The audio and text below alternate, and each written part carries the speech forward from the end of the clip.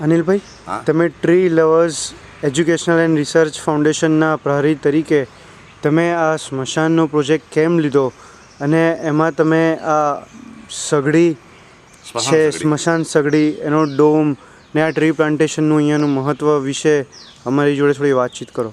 હા, actually tree lovers foundation સંસ્થામાં મનુભાઈ પટેલ, જે સેન્ટ્રલ બેંકના એક ઉચ્ચ અધિકારી છે, એ મારા પાયાના કાર્યકર છે અને એમનું વતન સેવાસી છે.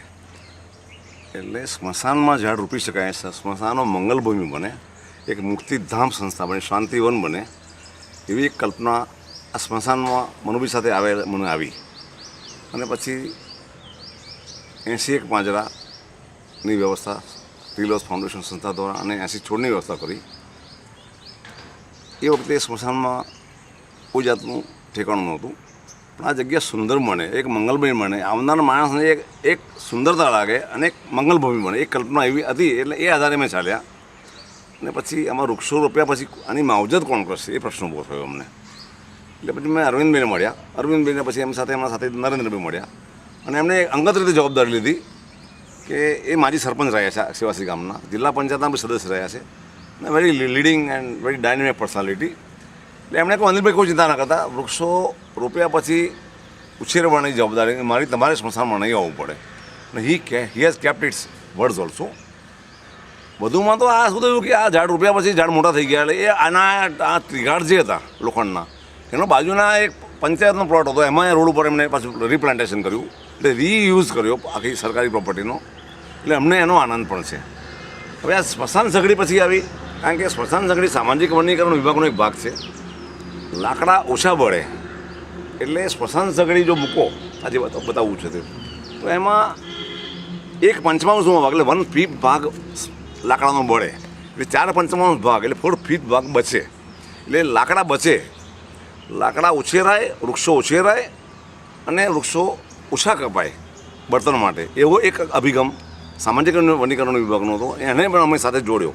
એ સામાજિક વનીકરણ વિભાગ એમાં સક્રિય થયું. એમણે 3-4 નર્સરીઓ આપી, ડોમ બનાવ્યા અને એ પ્રમાણે આખી આમ થોડા માંગડા મૂકાઈ શક્યા.